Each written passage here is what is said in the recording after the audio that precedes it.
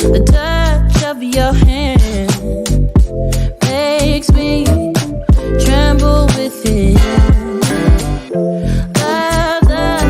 The smell of your hair. Man, feeling well, man. What's your name? My name is Cardi Cornish. And you a legend?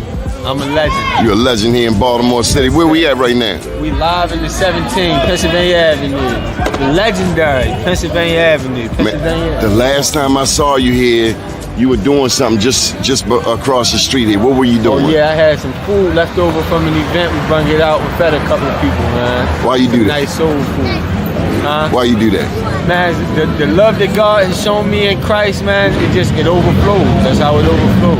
That's right. We got more than we can use. Already was high within San Antonio, Winchester community, but the age group is getting younger. Children under the age of 18 being murdered in San Antonio has a high peak right now. So our goal is to catch the children. You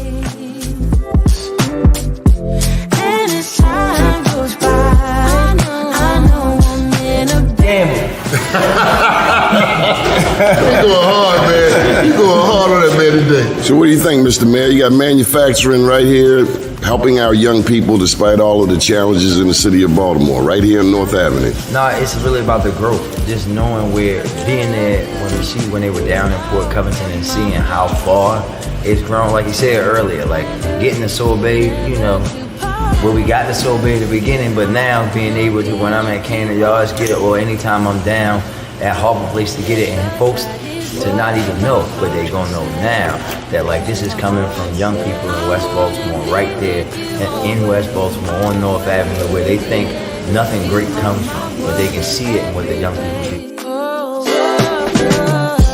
It's the things that you do. Here on the plains of Mississippi, with our very dear friend Corey Mathis. A beautiful town, just leaving Algiers, which is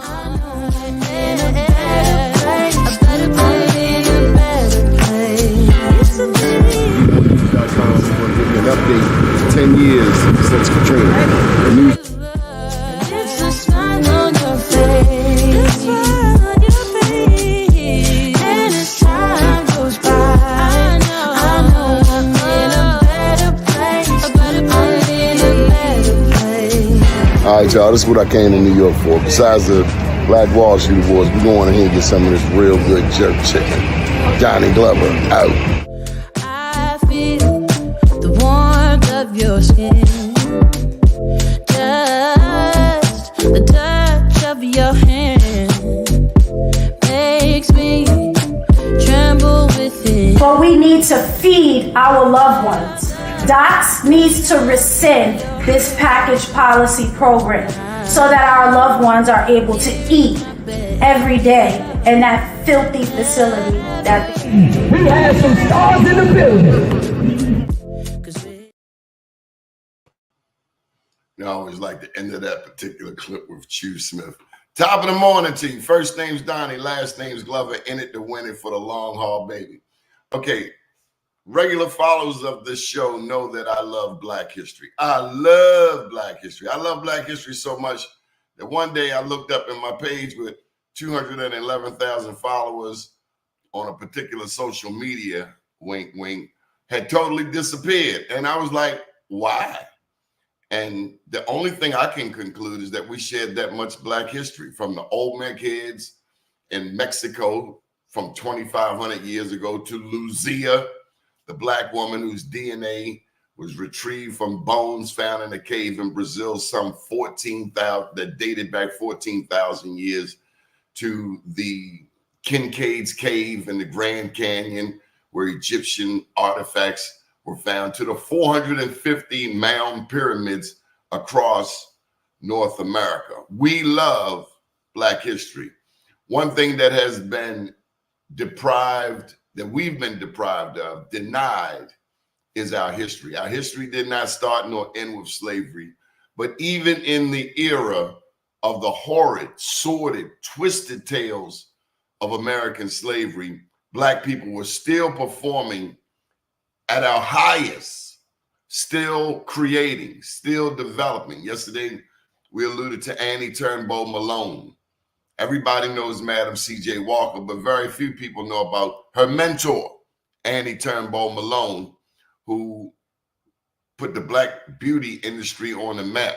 Very few people know about Mr. Latimer and the filament, or the man who created the black man who created the refrigerated truck, let alone so many other things that we use on a daily basis, including the ironing board. But who is really keyed in on this is our historian in residence, Mr. Philip Merrill. Who's that with you, Philip? First of all, good morning, Donnie. It's always a pleasure to be with you in your sacred space. I also have my 4-year-old daughter that wants to give you a shout out. Go ahead. Hello. Say hello, Donnie Glover. Hey, Donnie Glover. Okay. Hey. Okay, there you go. That's my daughter Isabella. I wanted to give you a shout out. Isabella. ¿Tú hablas español? No, but un poco, un poquito. Pequito. Okay. Because her mother has some of that lineage.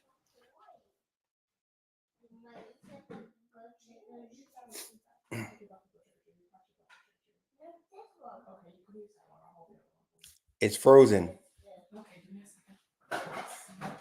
It's not, I think it's not on me. Oh, okay. You think it's on the other end? Yeah. You want to try coming out again? I don't know. We could. So let's see. It's still counting down, which is interesting. Okay, well. Let's try. Just relax. Just relax. We're good. See, when you go talking too much about Black history, they just remind you of whose house it is. Yeah, But okay. when I wrote this book here, let me ask you, you're a historian. What is the first black newspaper? Now be careful, because I'm good at what I do. The first black newspaper? Oh my, you quizzing me first thing in the morning? Is the Indianapolis Freeman? No, it's the Freedom's Journal, Oh, good. I should 1877, have known that. I should have known that. New York City. But that's a loaded question. It's not the first black newspaper. Okay. It's the first black American English newspaper. Okay. The first black newspaper, according to my research, was in Sierra Leone. Ah, you're going out of the country. Okay. All right. I said black. No, you did. You did. But see, we've been wrongly trained to only think about the United States of America. Or black history from an English perspective. Indeed, which is the white lens and not the black lens. So the second black newspaper was in Haiti. So that would have been in French, if anything. And you have the infamous Toussaint Louverture. Toussaint Louverture, Jean-Jacques Dessalines, Henry Christophe, and the Jamaican man, Buki Man. There you go. And then came Freedom's Journal. So what I'm getting to is that the Spanish and the Portuguese took slavery to South America maybe 100 years before the British came to North America, correct? Correct. So there's a whole list of black Spanish-speaking writers and historians and so on and so forth, teachers, professors, that we, speaking English, know nothing about. Correct again. Just a classic example would be Arturo Schomburg. Who's one of my favorite people in the world. Why? Why do you think? I've been identified at an African American Museum conference as a little Arturo Schomburg because I've dedicated my life to uncovering, documenting, and preserving rare books, slave documents, HBCU items, KKK, Black business, benevolent society, you name it, we got it. Black inventors, Black journalists. Tell me about some black journalists. Well, obviously in my hometown, I'm always going to rep B-more no matter where I go. Baltimore has made me. I may live in Rocky Mount. I may have lived in Pennsylvania, but Sandtown helped to put me on the map. And you have the infamous Afro-American newspaper. Infamous. Yes. Nationally recognized. World War I soldiers couldn't wait to get their edition of the Afro, and they passed it around in France. Shall I keep going or should I stop? Please share more. You have the Pittsburgh Courier, you have the New York Age, you have the Philadelphia Tribune, you have the Yeah, I've migration. never heard of the New York Age. I've heard of the Amsterdam News. But do your research, brother, man. And see, you ain't gonna talk smack on me early in the morning. Well, but that's how we go, right? Is that not how we do? Is that not how we do? Chicago Defender, St. Louis American. Right. So, and the Chicago Defender is really one of the seminal papers that's tied into the whole migration story. But at the end of the day, I'm here this morning because I am so fortunate to be a board member with a brilliant man who it's his brainchild, James Howard, who was supposed to be joining me this morning, had a vision to create the Black Inventors Hall of Fame Museum and STEAM Center. Where's STEAM Center? In West Orange, New Jersey, on 5 acres of land that's right near Thomas Edison's National Historic Site. And right now, we are all about raising funds with our Indiegogo platform that we've been blessed to have A-list actor Terrence Howard working with us because he's also an inventor to get this story out. So where are you from? Where I'm from Sandtown. I'm repping B-More. I'm born and made in Sandtown. And Nanny Jack, the progenitor of our family, and the namesake of my LLC, Nanny Jack and Company, was also a pillar of strength in historic Sandtown. And what high school did you go to? I went to a Quaker school. I went to Friends School, one of 2 blacks to graduate in my class. I heard about it. Quakers helped black people during the era of slavery. Indeed. And I want to put out this. I then went on to Loyola College, which is a Jesuit college, which is now a university. And I received a Doctor of Humane Letters from a Baptist seminary. So you can see my journey is Quaker. So you went to Friends for junior high school, middle school? From 6th through 12th grade. One of my friends there. Elementary, I went to Lamell Junior High School, then to Poly, then to Dunbar. So I'm public school, but I'm familiar with a few cats that went to Friends. Do you happen to know Leonidas Hyman Jr.? I used to hoop with him. I used to give him rides after school every day. But now that I want to backtrack for a minute. At Friends School, Lisa Rawlings, the sister of Stephanie Rawlings Blake, the former mayor, and her father was power broker delegate Howard Pete Rawlings. Chair of the House Appropriations Committee. Yes, and he helped to get me elected to the Democratic State Central Committee in the 90s. I was a Democratic State Central Committee member, slotted to be a city councilman in the 2nd district. So I hear what these people have done for you. What have you done for others? Well, I've dedicated my adult life to bringing accuracy, authenticity, and the truth to the table through the lens of material culture, through artifacts, through lecturing, through curating, through writing books. My latest came out last year, the Baltimore and the Civil Rights Movement, with unprecedented information, all coming from the Nanny Jack and Company archives. Award-winning book, Old West Baltimore, showing off the country's largest National Historic Register district. And the story goes on. I gave years of my life to PBS, the Antiques Roadshow. I gave more years to my life to the Merrill Public Television. For you, who did you mentor? Who's the next Philip Merrill? My wife, who outside of your household.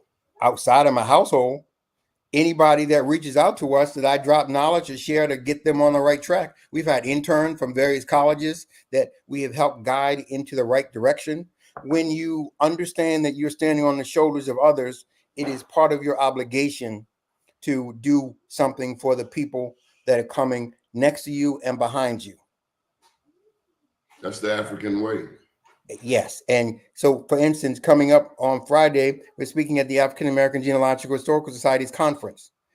Young people can see how an entrepreneur, because I am an awardee of the Black Wall Street, thanks to Donnie Glover many years ago, I have found a way to take my vision, which is the lens of Black history, and use it for betterment and good across the globe. And when I say really, who is the next Philip Merrill? I can't. I don't know who the next. First of all, there will be no other Philip Merrill. There's not another. There wasn't another Schomburg. There was another Charles No, Blockson. you little Arturo Schomburg. Who is little Philip Merrill? He may be someone that I don't know yet. He could be someone in one of the collector groups that I'm in that is developing an archive. But you need to understand this.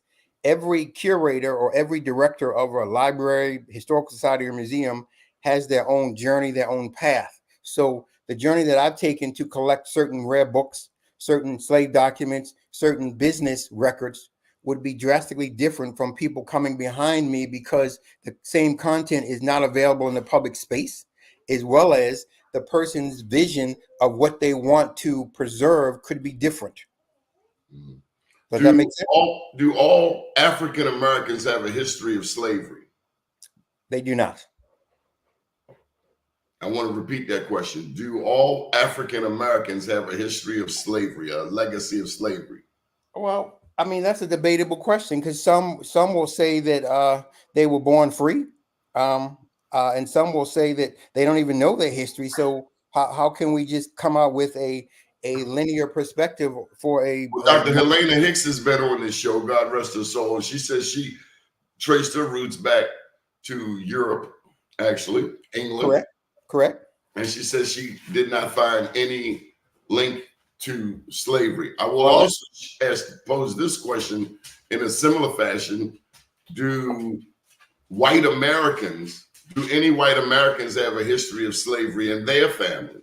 Yes. Unbeknownst, untalked about, undiscussed in typical American conversation. Yes, and thank you for saying that. First of all, I knew Helena Hicks well. Dr. Helena Hicks. Well, you could call me Dr. Philip Merrill, okay, but we're not going there, okay?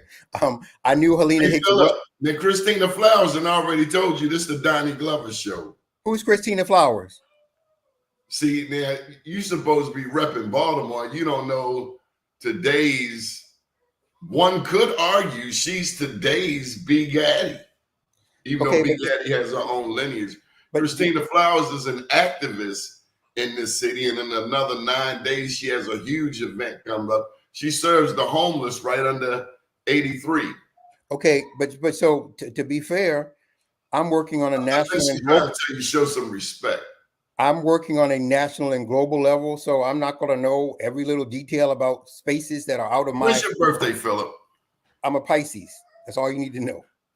But hear me out. How you gonna talk smack? Because that's what we do when I come on the Donnie Glover show. That's what you do in person, face to face. I ain't going to change, brother.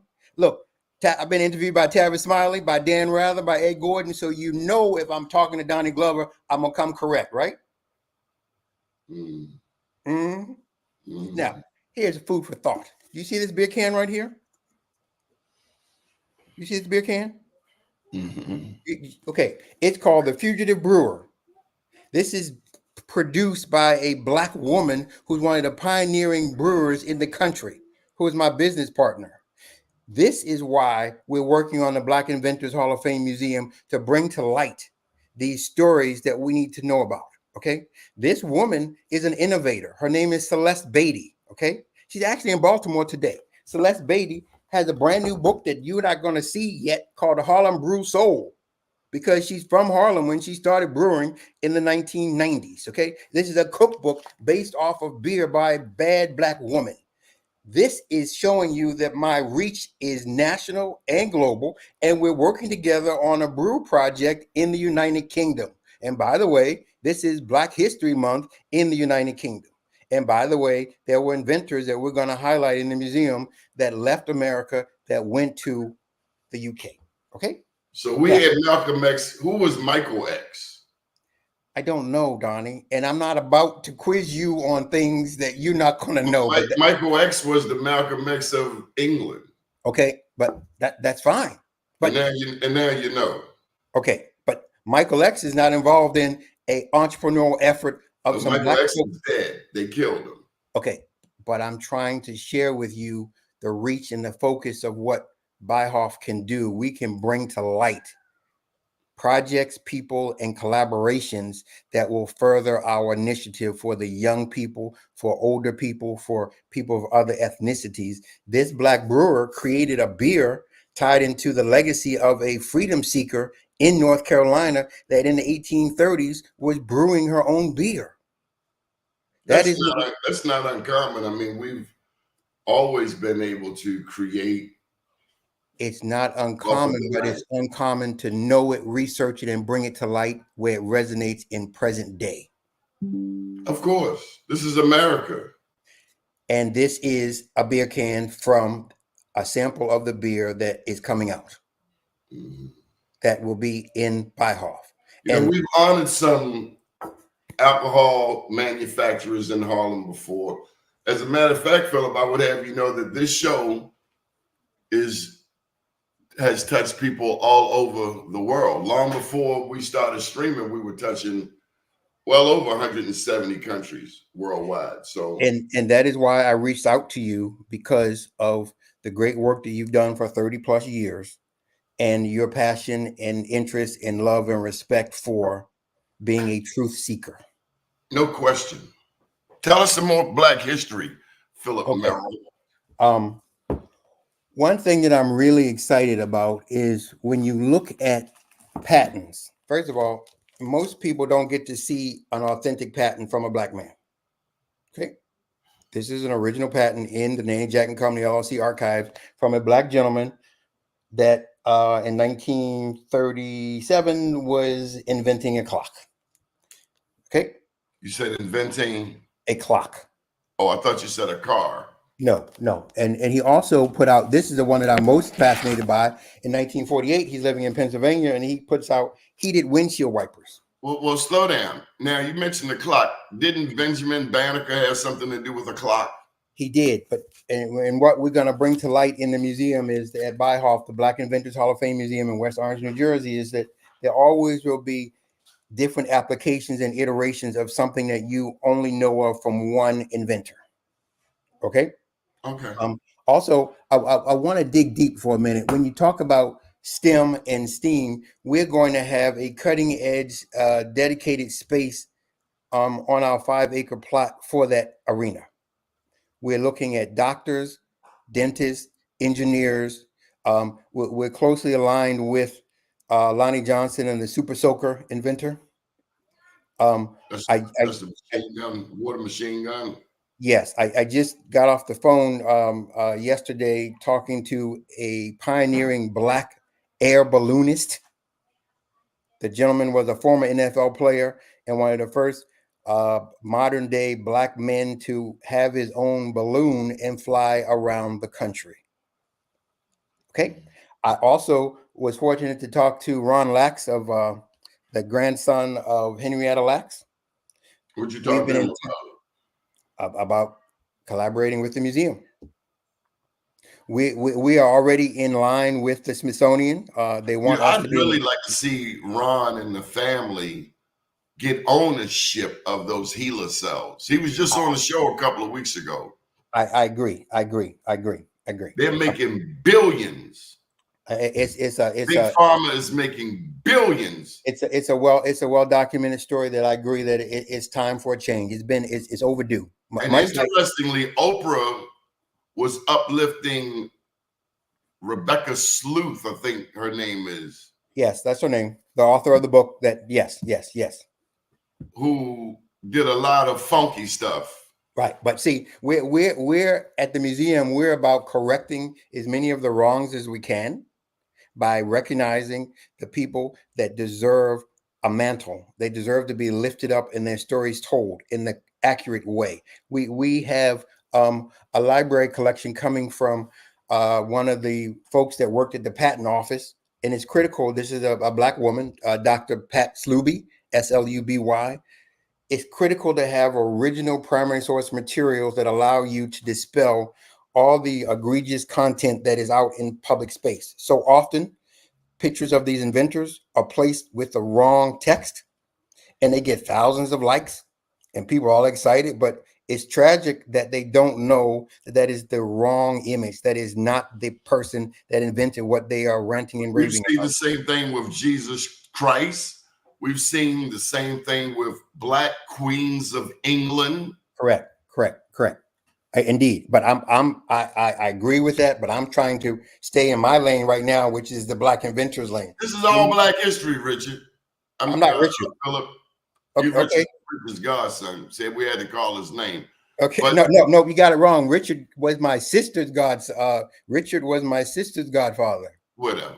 No, but, it's not whatever. It's not whatever. It is whatever. Hey, look here. I told you this is the Donnie Glover show. This is all Black history, Philip. This is all Black history and all a part of our story.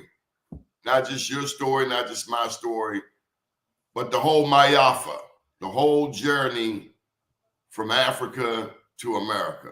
I agree wholeheartedly, but I'm telling you that I'm trying to focus on the reason that I reached out was to build up the people's knowledge about a groundbreaking museum in New Jersey. So at another time, why do I feel a tad confrontational with you this morning? It's every time you see me. No, it's not.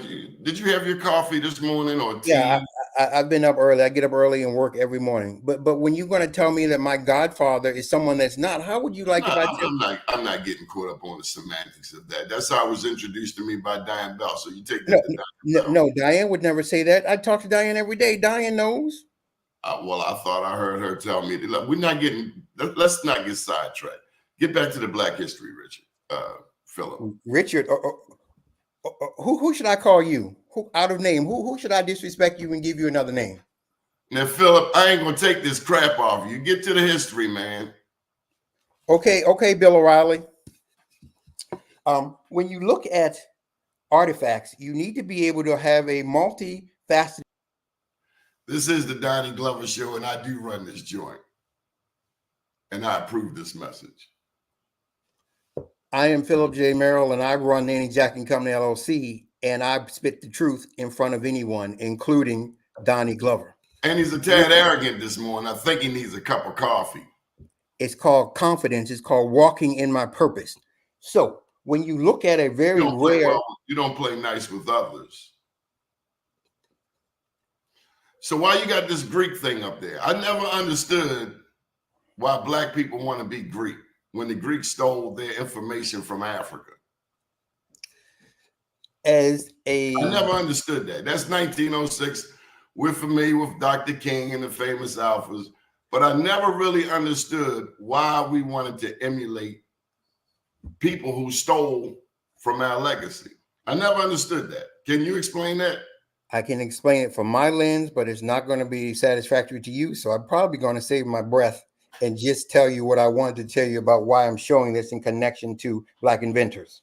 Okay, show me about the Greeks.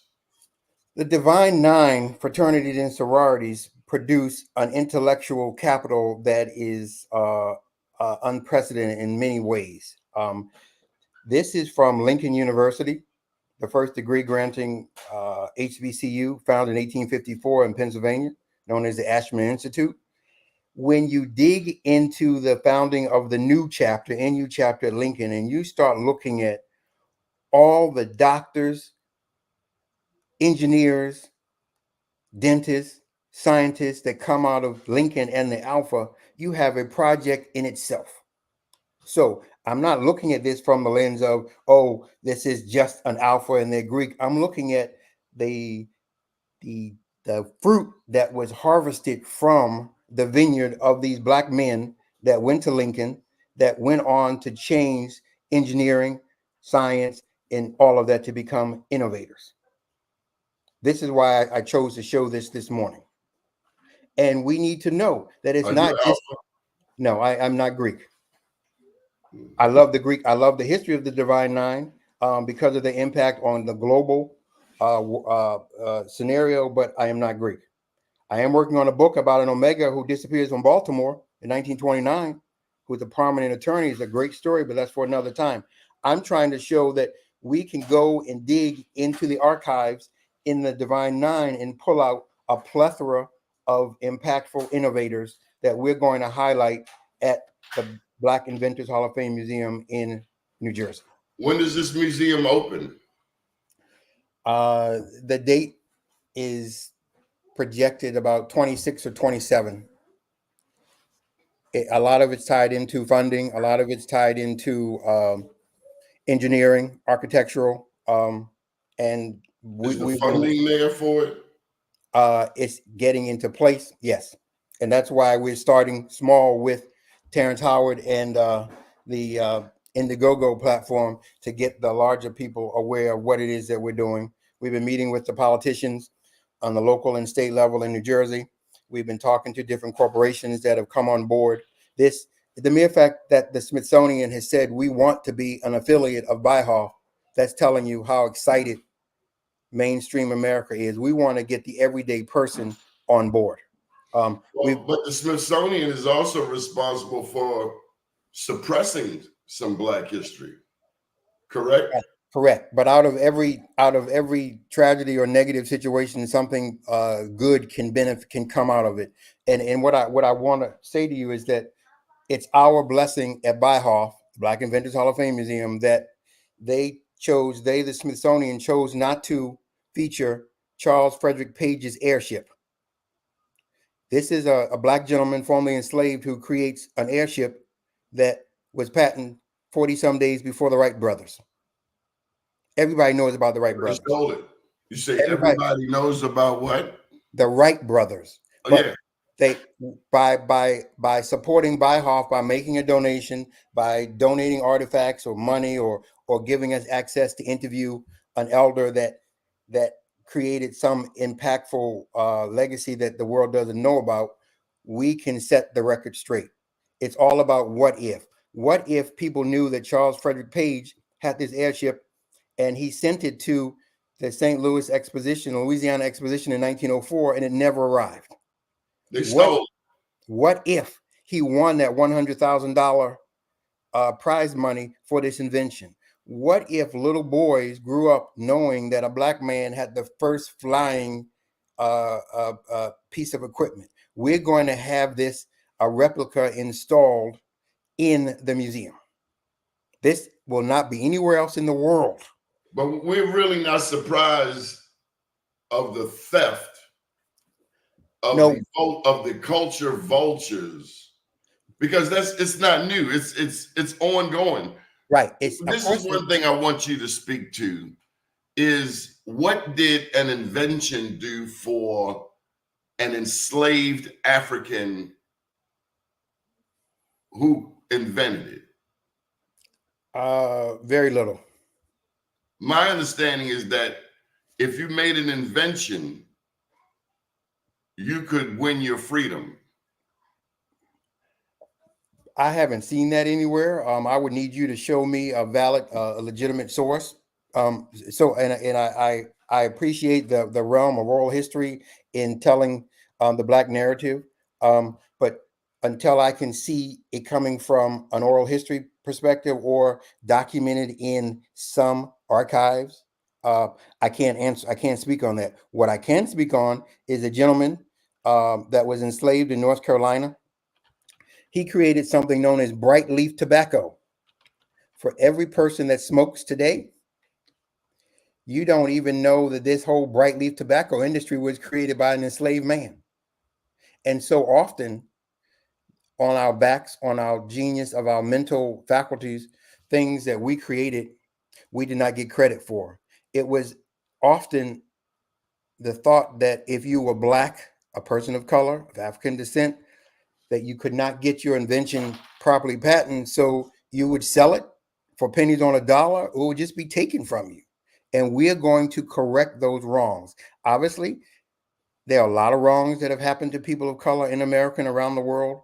We are trying to set the record straight and say, what if this was properly monetized for a Black inventor and his family and his heirs? Are you suggesting this is the first major effort to revise wrong history? I'm suggesting that it will be that's a yes or no. No. It is not a yes or no, because I'm not going to fall for that trap.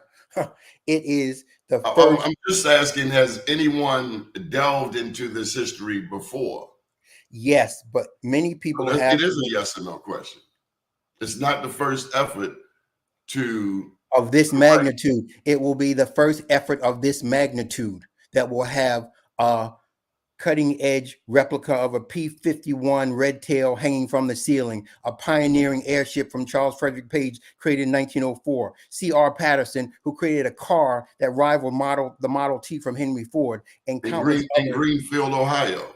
And countless other. So there will always be people that have attempts to do things, but they may not have been successful. We are changing history. We are changing the narrative every day that I or James Howard, the director, who is an inventor himself, much like Terrence Howard is an inventor, I am in high cotton, proverbial high cotton, when I get to interact with all these innovators. And earlier you talked about Annie Turnbull Malone. Okay, Annie Turnbull Malone of Poor Beauty College is a bad, bad woman that has been grossly overshadowed by Madam C.J. Walker. But another woman that we're going to also highlight is Madam Sarah Spencer Washington, who also was a multimillionaire cosmetic mogul and a journalist that had an empire in Atlantic City, New Jersey, and she actually had her own patent. See, so there's so much history that is out here. We're going to bring it to light like it's never been brought to surface before. Now, where's this place going to be in New Jersey? West Orange, New Jersey, on a and how far is 5-acre. that from Burlington Island? I can't answer that. That's What your is job. the significance of putting this museum in New Jersey? It will counter the Thomas Edison National Historic Site. Is that in New Jersey? I don't know. Yes. So in my second book, we reveal that Burlington Island, New Jersey is known as the cradle of emancipation, which I didn't know. Typically, when you talk about freedom, it's, up into Maryland, I guess upstate New York, where Harriet Tubman went. But I didn't know that. Burlington Island, New Jersey, known as the cradle of emancipation. Who knew? That is why people like you, myself, and countless others are in the trenches every day trying to set the record straight, uncover new information, spread it around, disseminate it so other people can learn from it and build upon what we have done. Write additional books, curate new exhibits, come out with different apps, create tours that are part of a multi-billion-dollar heritage tourism industry. All of this is why it's important to uncover new truths. No question. Go ahead. One of the other things exciting about the Byhoff Museum is that I need you to Google Alexander Miles, Miles. Mm-hmm. This is a gentleman connected to the elevator. Every time you get on an elevator, you need to take your hat off or acknowledge kudos to this brother. That's the dude with the big beard. Yes. Now, we have a never before shared cabinet card photograph of Alexander Miles that will be featured in the exhibit at the museum. On top of which, the museum will have a cutting edge designed elevator structure. This museum is being designed by some leading Black architects that do nothing but top shelf cutting edge work. We are going top shelf with every aspect of this exhibit and this museum. No corners will be cut. We're connected to some of the leading minds. I need you to Google Dr. Herman Branson. Dr. Branson was the president of Lincoln University, and people have gotten Nobel Peace Prize awards off of his work, but yet we don't know his name, nor has he been recognized. This is what this museum is about. You mentioned in that, because not everybody's going to be able to make it to New Jersey. What mechanism is or will be put in place to reach the masses? AI, virtual reality, and I got to just cut back to the chase. If you can make it to a concert to see Beyonce somewhere else in America, if you can travel to DC to go to the Smithsonian, if you could go to Atlanta to... That's a guilt trip. I'm just asking, how do we... It's not a guilt trip. It's reality. It's reality. It's not a guilt trip. It is reality. A lot of people ain't going to New Jersey, but how do we get this to the masses? I already answered your question. I said virtual. I said AI. I answered your question. So I did. a lot of people don't trust AI. Well, okay, well, but you know what? A lot of people I don't guess trust. what I'm asking, is there going to be a website? Is there going to be a repository that people There can is a turn website. to? There is a website. In the link that I sent you, it says byhoff.org. You can go to that website and learn more about all aspects. Why are you getting so smart this morning? You make me want to punch you in your face. Well, it may be your show, but I don't think you're that much of a man, but we don't have to go there. I think so. Okay, well, that's fine. That's your opinion. It's BIHOF.org. Correct. I think you forgot whose show you on. Okay, so we're going to put this website up here for you. Byhoff.org. And this museum opens in about 3 years. 2 to 3 years. So right now it's just an idea. No, it's more than an idea. We have financial commitments from major corporations and politicians, and designs have been drawn and architects have been paid. It is more than an idea. These would be New Jersey politicians? It would have to be, because that's where the funding comes from. If we build a museum in Maryland, we go to the General Assembly and meet with Maryland politicians. You just got some smart aleck comments this morning. I don't know what's the deal with you. So is Ross Baraka a part of this? I can't answer that. That's not my job. As a special assistant to the director and a board member, I stay in my lane. You need to talk to the founding director, James Howard. Okay. Philip, anything else you'd like to share? Yeah. What is that? Even though I live in North Carolina, and when I lived in Pennsylvania, I still did historical work to elevate the city that I love the most in the country, which is Baltimore, Maryland. I may have issues with some of the lack of transparency and lack of authenticity of information coming out about the richness of what people have done and where people have lived. So in other words, I'm not happy with eminent domain and demolition of historic sites. I will always put Baltimore first, because that's the town that I was born in and that my family made a name for itself in. So with that, I was fortunate last year that our company worked with the Baltimore National Heritage Area with Shante Daniels to rewrite some of the narrative for 29 waymarker signs in Old West Baltimore to add a new twist to the historical significance of those markers. Anything else you'd like to share, Philip? I was fortunate to meet with Dana Peterson Moore when we did the book signing, Red Emmas on the Baltimore and the Civil Rights Movement. I highly recommend you go and get it. You will learn things that you did not attribute to being significant in the journey of civil rights in the civil rights movement in Baltimore. People want to talk about DC, Atlanta, Selma, but you also have to put the impact of the players in Baltimore right up in that conversation when it comes to civil rights activities. You know what I would like to see? That rebirth of that. I mean, the history is great, but what are we doing today? You know that Baltimore, you being a historian, know that Baltimore is the home of segregation. Correct? It's the home of a lot of things. But hold up, what we do today is we have to be able to find. Baltimore is the home of segregation going back to 1910 when Mayor J. Barry Mahul introduced the first ordinance saying that blacks could not move in the white neighborhoods and whites could not move in the black neighborhoods. Correct. And I say that, hold up, I'm making a point. I say that because today we have a black governor, we have a black attorney general, we have a black treasurer, we have a black speaker of the house, we have a black mayor here in the city of Baltimore, a black city council president, a black comptroller, a black state's attorney. We have more blacks in key positions than ever before. We have the largest black caucus in the United States. It is my hope, especially in this era of Trump and Project 2025 and ultra conservatism, that we can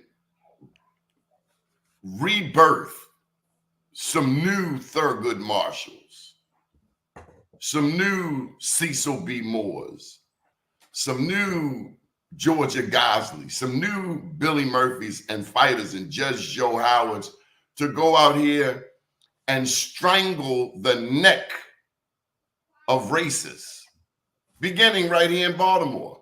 It is a shame that over in Roland Park, just 2 years ago, racists in Roland Park denied the residents of Hose Heights access to Roland Avenue.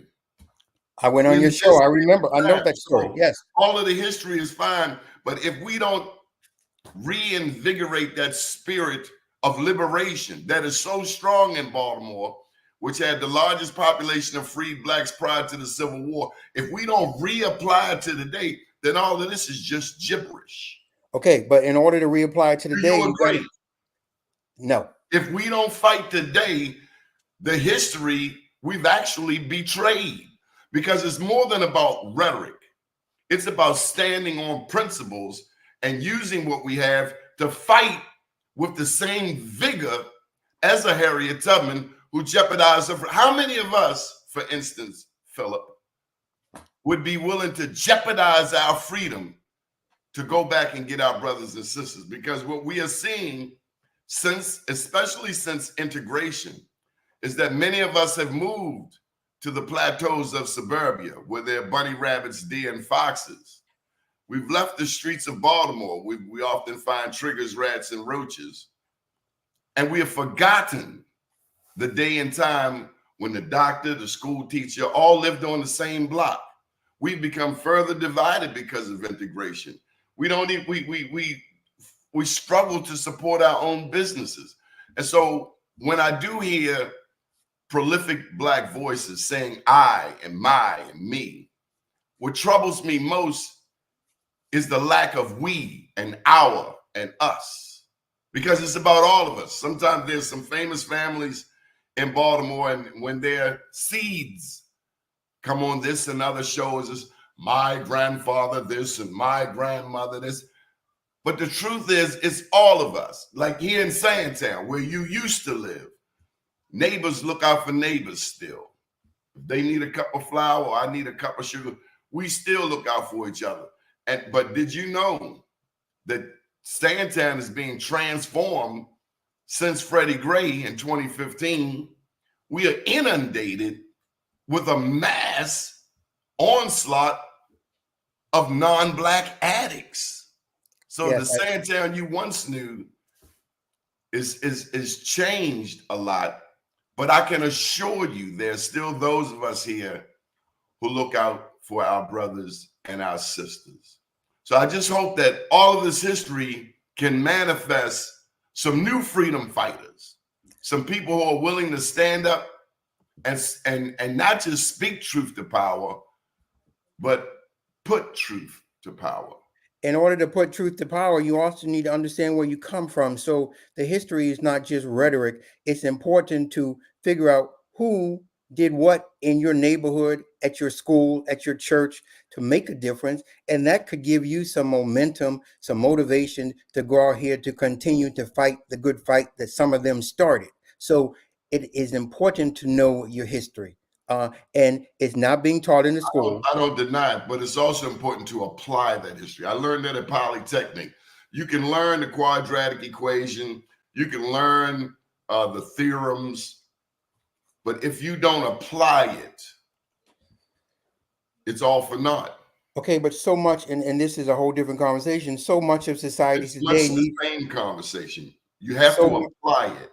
So much of today's infrastructure of America needs to be reimagined and it needs to be changed. The history part is just one part, the education, the political structure, the health, the finances, the taxes, the whole, everything is under attack. And all I'm trying to say, and all I do in my lane is bring to light some significant everyday people that did extraordinary things. And some of the people are not everyday, but many people need to know that your neighbor was a pioneering Pullman porter that did something. Your neighbor was the first person to integrate poly, where my uncle went and he was one of the first blacks. He was in Billy Murphy's class. Or just my mother going to Western High School to help integrate it with Dr. Valerie Thomas, a NASA-based inventor, scientist who's going to be honored in the museum. So the history does indeed play a role.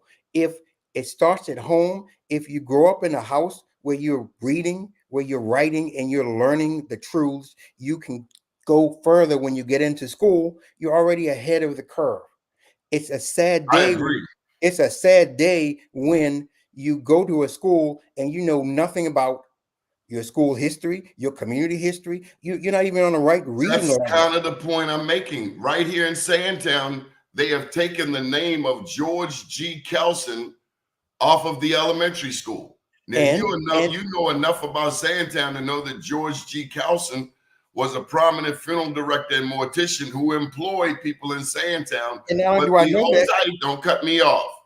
But these newbies at the Baltimore City Public School headquarters on the board have decided to rename that school the Sandtown Winchester Academy, which has very little historical reference, as does a George G. Kelson. And that's what I'm saying. You can know this history, but if you don't apply it, it's all for naught. Well, that's a deeper conversation, and that's not That's what I we do. do on this show. We try to make it relevant to everybody, not just your family, but to all of our families. I'm not talking about my family. I'm just saying that's not what I do. I'm not a political activist. I'm not a social justice activist. But this is the Donnie Glover Show, and that's what we do. Okay, that's what you do. Good for you. Okay. Philip, I want you to have a beautiful day. It was nice talking with you.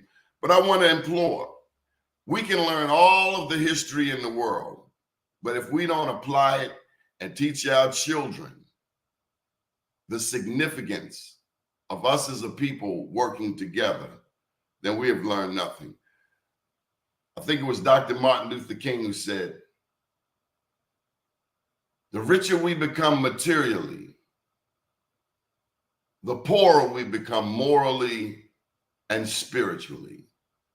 We have learned to fly the air like birds and swim the seas like fish, but we have not learned the simple art of living together as brothers and sisters. Good morning, world.